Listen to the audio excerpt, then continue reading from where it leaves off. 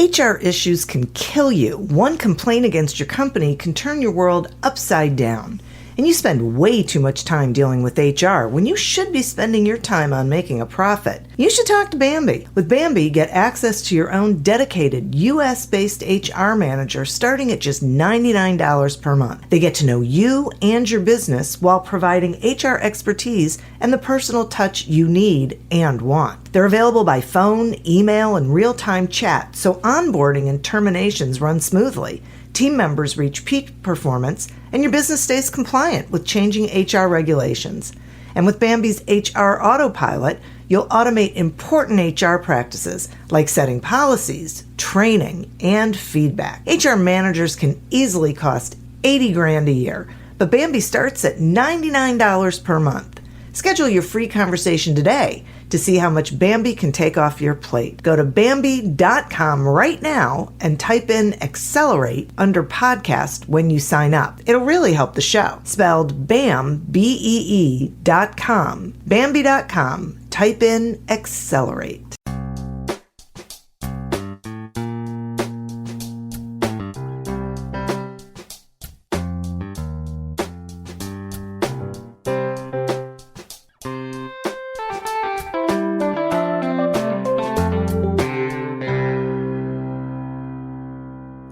Welcome to Accelerate Your Business Growth with your host, Diane Helbig. Diane is a leading small business development and leadership coach, author, and speaker who is passionate about sharing valuable ideas, tips, and techniques with business professionals worldwide. Diane brings you the world's experts and gurus in all things business. Whether it's sales, structure, social media, planning, or plateauing, guests bring their expertise and energy to each episode. When growing your business is your focus, Accelerate Your Business Growth is the show to listen to. Got a topic or guest suggestion? Let Diane know. The goal is to make sure you have the information you need to move your business forward. Thanks for joining us. Settle in and enjoy. Hello, everybody. Thank you so much for joining me. Today's podcast is sponsored by Audible.com. Audible.com is a leading provider of spoken audio entertainment and information. Listen to audiobooks whenever and wherever you want. Get a free book when you sign up for a 30-day free trial at audibletrial.com/businessgrowth. Accelerate Your Business Growth podcast continues to gain recognition as a great resource for business owners, business leaders, aspiring entrepreneurs, sales professionals, everything from Inc.com to People First, Proven. There's just a ton of lists that are out there that we keep popping up on. And that is really because of the guests. These are folks who have expertise in certain areas of business, and they join me for a conversation where they share that expertise with all of you. So you get to find the information you need in a way that you can hear it and take it back into your business. Today we have such a person. My guest today is Nison Chan. Nison is a co-founder and managing director of purchasing and brand management for We the People and is responsible for new product acquisition and creator communication. Nison is also co-creator of Talking Toes, the world's first inspirational socks distributed in more than 10 stores across 4 countries. He had 2 successful crowdfunded campaigns funded at more than 200%. And that's why we're going to be talking about crowdfunding. Thank you so much for joining me today, Nison. Hi, Diane. How are you? I'm great. Yourself? I'm good. Thank you. Thanks so much for joining me. I'm so thrilled that we're going to be talking about crowdfunding, and it is obvious that you've had some great success with it, so your tips are going to be tremendously valuable. And speaking of tips, will you share some tips with the listeners about for bringing a crowdfunded product to market? Yes, it is. I think when people think about crowdfunding, most products are mostly based online, but people are not sure how it works. So for me and for the creators that I've worked with, I think it's important to know that your product works and it is ready before it's pitched to the public. You have to be confident of yourself and of your product to purchase it before you release out to the market. The reality is harsh as it is a crowd-funded product, so you have to be sure that your product works. That's the most important value. That's so great, especially because there's a whole concept around, the lean startup where you just put it out there and then sort of, let the crowd tell you what they would want to see in a product. But from what I'm hearing you say, if you're going to go for crowdfunding, people want to fund something that is viable, something that they know is going to work. Yes, it is. So for me, I think it's important to have the trust of the backers. They're going to see them online. And when you deliver the product, just make sure that the quality is great and you want to receive them as someone whom you want to buy them as well. So that's key to having a crowdfunded product into the market. Interesting. What was the first crowdfunded product that you actually brought to market? It's actually a brand from the United States. It's called Ungrip. It is a handphone grip handle that sticks to the back of your phone case so that when you lie on bed, you could just release your hand and the phone doesn't drop. Ungrip is still around in the market, but the creator does it on the sideline now because it doesn't sustain him and his family. But they do a big scale distribution to United States, some parts of Asia. So I guess it's definitely sustaining and they're doing really well. Wow. I can picture it. All right. So what are some lessons that you learned and things that you would tell people not to do when they're trying to sell a crowdfunded product? I would say go back to the basics, ensure that the product works. I always emphasize on this, but the key is to ensure that you are confident of your product and at the same time, you have the ability to grow at a fast speed, at the same time incurring lots of fixed costs. So with product quality, with manufacturing, ensure that you speak to the right kind of suppliers and they do something that you're confident about. Okay, that's great. Okay. One of the things I like about this is that it's living in reality, right? That you have to be really realistic and know what you're doing and what you're talking about. Yes, it is. Yeah. So if people are thinking that they want to distribute internationally, are there things that they need to keep in mind, or do you have tips for them on that front? Yes, it is. I would say the most important thing will be the pricing model. They have to know the pricing model of retailers and they have to know the pricing model of distributors before the product is released to the market. That's one thing. And I would say when a product is distributed out to the market, I'm pretty sure a creator gets excited and I think that's normal. But at the same time, they should understand the vision and the intent of the company and whether they're focused on the branding of their products. Branding is everything to a startup brand.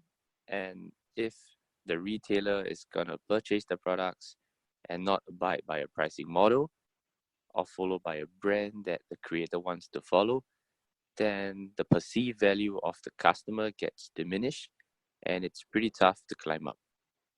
So we have to understand that the retailer is on the side with the same vision and the intent of the brand. That makes a lot of sense.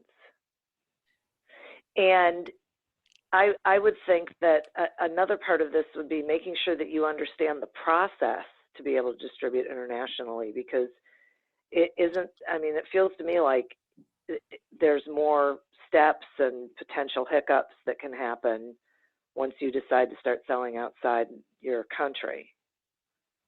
Yes, it is. I think there's lots of trust issues because if you sell international, then you're not so sure how the opposite party will react in a different culture, in a different environment.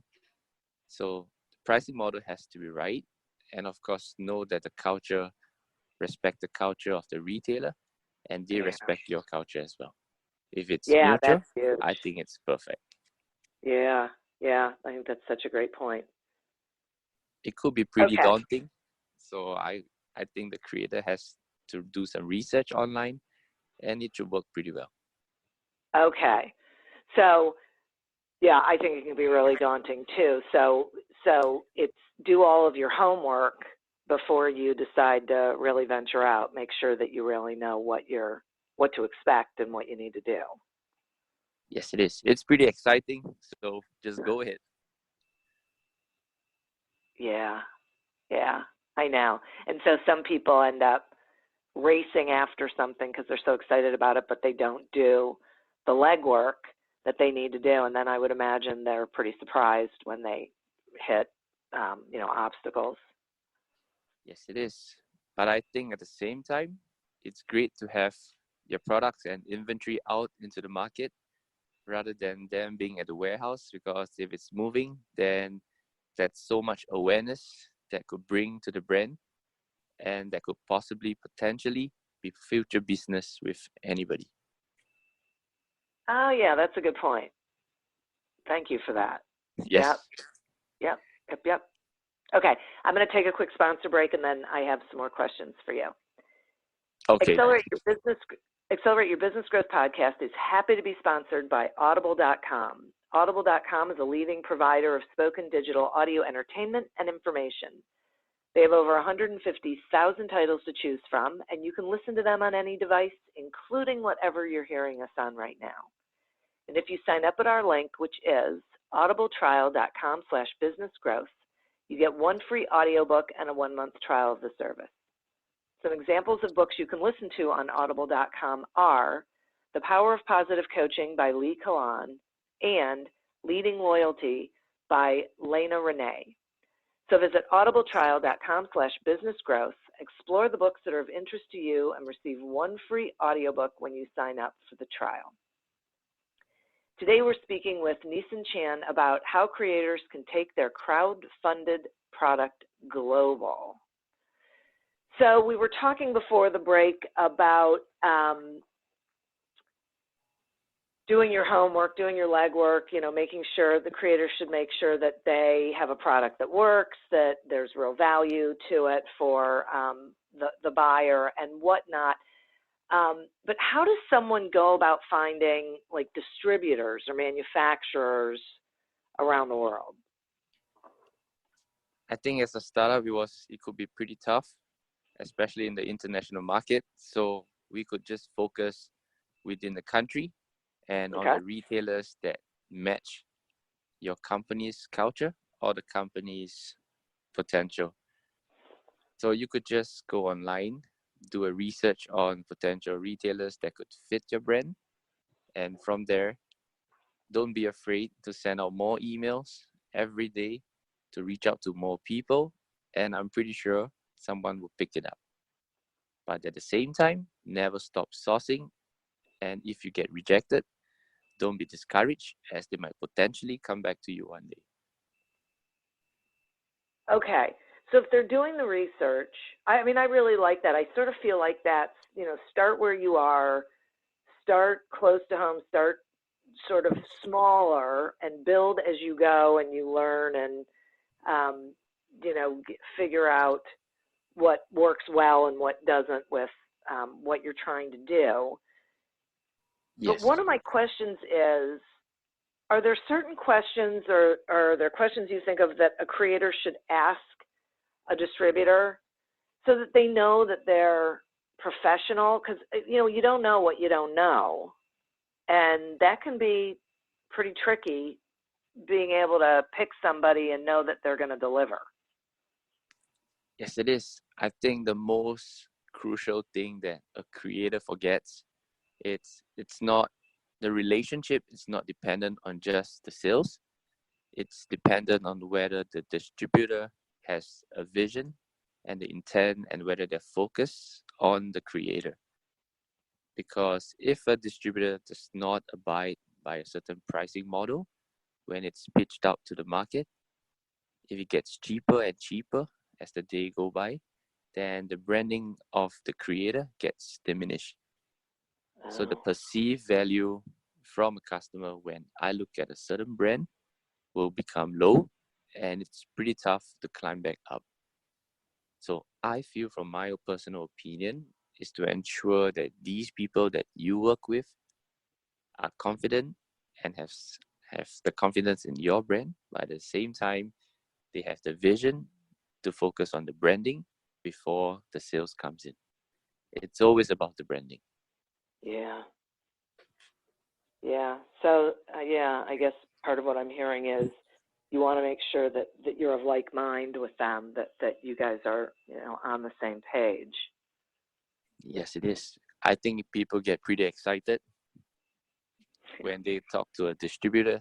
So always focus on the intent, be composed, and at the same time get excited, but do the homework. Right. Right. Can you give us some examples of U.S. creators who are selling their products internationally? Yes, we do have some brands that I know of. Probably I'll give an example of We the People. We have the Flipsticks, which are doing great. They're from St. Louis, and they've been in just a short span of 3 months. They have their products in the United States, in Singapore, and in Malaysia. So Wow. it is a great progress through our sales channels, but at the same time, the brand fits the company's culture and the branding. So as long as it syncs and it's in line, then I think it's going to be great. Of course, you've heard of mega brands from Shark Tank like Rocketbook. It's a reusable notebook. They've been around in the States for a long time, but now they've reached out to places in Korea, in Malaysia, in Singapore, and I'm pretty sure many parts of the world. With a great branding, I think you could do marvelous. It's always good to focus on the branding, and people worldwide will definitely come to you because of that. So with small brands like the Rocketbook, they could potentially be big brands one day. And as time progresses, you see the potential in the international market.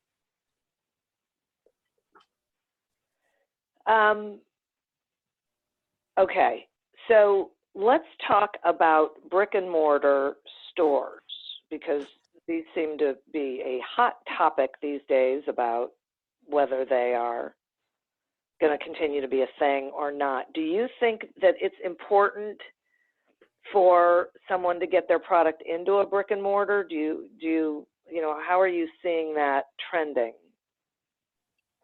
I think brick and mortar kind of diminishes along the years, but it is something that's great for a startup brand, because every day someone walks into the store, your brand is fully exposed to people. It's not just to the public. It could be potential buyers. It could be potential distributors. It could be a future customer that really likes your product, that really stands by your brand, and that could be potential sales. What I feel creators are worried about the margins, but as long as inventory is out of the warehouse and into the market, as long as sales is moving, inventory is moving, there's always going to be progress, and you never know when it opens up to another opportunity, to an online or to an offline distributor or retailer. Okay, so that really feels like it's more about that they should be thinking more about volume than big margins. Yes, it is. I would say both of them, they come hand in hand. With the volume, it's easier on the margins on the manufacturing. Yeah. But of course, with the margin of retailers, usually it's at 50%. I think it's a fair rate, because with consignment, which means that the creators don't have to pay for fixed rental. I think it's a great opportunity. Yeah. There's no risk for them, and as a startup, there's not much of fixed costs that they have to incur concurrently. Okay, and is it fair for me to say that they just want to make sure that they actually have a margin? Like they don't want to be putting things in stores at a loss? Yes, it is. Okay. 50% is usually the retail margin for brick and mortar stores. But of course, it depends on how you negotiate. But as mentioned earlier, as long as we do the homework and you know Yeah. the margins in your countries, I don't think that should be a problem. Okay. Okay. So how does someone go about getting their product displayed in a store? Do you have some suggestions on that? Yes, I'll probably just relate to talking toes. I used to start really small and then we progress. So look out for similar products to your type in a potential brick and mortar store. And that's how you can gain some leads to contact a retailer or retailer that's similar to the type that you have researched about. So always look for something that is similar. If you're looking for socks, look for socks. If you're looking for bags, go on for bags. Reach out to someone who is within the range in the country before you go further. And it always helps that if it's somewhere near, you don't have to incur much shipping costs. There's transportation, and someone who is near, you could expand, use your friends, get some feedback from people, and of course, Google helps with everything. Yeah. So true. Okay. So if someone's listening and they're thinking, okay, I have a product, I have nailed down the, manufacturer of it, I want to crowdfund it in order to gain enough investment money that I can larger scale create it, manufacture it, so I can then offer it to distributors or retailers. Are there particular, like, how do they go about that? Do they use something like Kickstarter or Indiegogo, or what are your, how do they get the word out to people that they're running a campaign? I think crowdfunding is the latest trend right now. For me personally, it's a platform where dreams come true. You don't have to be rich. You just need a good idea, get a good video, know your product, get a good write-up. And when the campaign goes up, there are lots of people around the world looking at you. And I think it's an international platform for you to gain lots of awareness. And I think potentially international sales. You get the world looking at you. Sometimes they come to you, they send you an email through the Kickstarter campaign or just through your brand's email. And from there, you progress with them. So just being on a crowdfunding platform exposes you to so many people from all around the world. Go ahead with that, be excited, work with them, but at the same time, be sure that your product works before you're confident to release them to the market. Yeah. It's an amazing platform. Are there any platforms that you think are better than others, or are there certain ones for certain industries? Yes, there are. I would say if you have a product, or rather a physical product, Kickstarter and Indiegogo will probably be the way to go in the international market. Of course, there are many crowdfunding platforms in different countries. So my suggestion is to find one that your country has, and you could start from there. Kickstarter is probably the best and the biggest one with the biggest branding, but potentially you might want to try a platform called GoFundMe, and that's a platform that's more for non-physical products like application, healthware, healthcare or even products that doesn't have that physical presence. So GoFundMe is potentially somewhere where you could get funding for a certain type of genre of products. Oh, that's interesting. Okay. Well, this is so great. I really appreciate this information. Is there any like suggestions that you have that we haven't touched on? Anything you think the listeners should know that we haven't talked about? I think we've covered quite a bit, but at the same time, most people, when they start a company or when they start a brand, it's never going to be easy. So I hope everyone remembers that you have to stay true to your roots, know why you started the brand, know why you started what you believe in. And as you progress, it might get tougher, but never forget what you started in the first place, and that should get you going. Yeah. It could be pretty daunting if you hit the international market when you're surviving and sustaining just your lifestyle. But at the end of the day, as time progresses, it's all going to be worth it when your products are out in the international market. So never forget the basics. Yeah, that is great. I really appreciate the information. Will you let the listeners know, how they can find you, what We the People is all about, please? We the People Store is the world's only multi-channel crowdfunding retail chain that exclusively promote crowdfunded products. We have built our reputation helping entrepreneurs with education and a roadmap to help creators achieve sustainability beyond their Kickstarter campaign and into the retail market. So for more information, we'll be more than ready to help. It's at WTPstore.co for more information. And we're always there to help.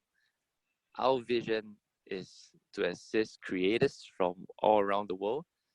So feel free to talk to us, write us an email, and we'll always be there for you. That's so great. Thank you so much for being with me today. And I also like to thank the listeners and our sponsor. If you would like a free trial of audible.com as well as a free audiobook, go to audibletrial.com/businessgrowth to sign up. As always, continue to prosper and be curious.